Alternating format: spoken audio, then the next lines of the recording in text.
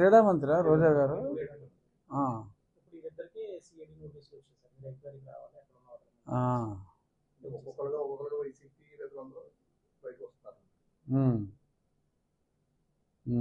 So మరి ఇది డెఫినెట్గా ఆడదాం ఆంధ్ర బ్యాట్ ముట్టుకుంటేనే ఇరిగిపోయినాయి, అసలు బాల్ కొట్టలేకుండానే ఇరిగిపోయినాయి.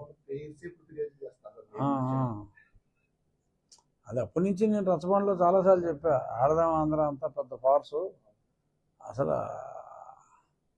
రాష్ట్ర జనాభా అంతా ఆడేసినట్టు చూపెట్టారు. అసలు కనీసం ఇప్పుడు మనం చూస్తున్నాం ఇక్కడ మన స్కూల్లో ఎక్కడ సరైన ఆట స్థలమే లేదు. మరి ఎక్కడ ఆడించారు వీళ్ళు? మనకున్న 25 జడ్పీ స్కూల్లో ఎక్కడ ఆట స్థలమే లేదు సరిగ్గా అని మనం చేస్తున్నాం ఇప్పుడు. సో డెఫినెట్గా అక్కడ ఫ్రాడ్ జరిగినమాట వాస్తవం.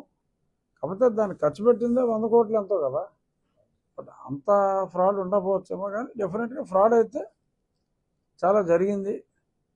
ఈ ఆడదాం ఆంధ్రాలో ఆంధ్రుల్ని ఆడుకున్నారు తప్ప నిజంగా అయితే అక్కడ ఆటలేమీ జరగలేదు. డెఫినెట్గా ఎంక్వైరీ అయితే జరగాలి కంపల్సరీగా, దాన్ని మనస్ఫూర్తిగా ఆహ్వానిస్తున్నా. మ్యాగ్నిట్యూడ్ అంతా ఉండకపోవచ్చు, ఎందుకంటే నాకు తెలిసి బడ్జెట్ 100 కోట్లు అనుకుంటా.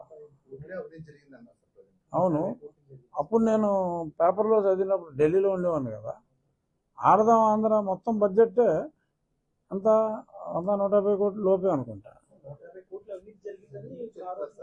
అదేనమ్మా,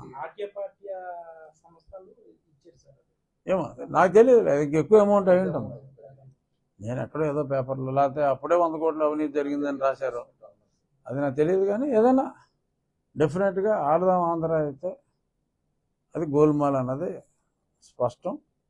ఎవరి పాత్ర ఏంటి అన్నది డెఫినెట్గా అది వచ్చేస్తుంది.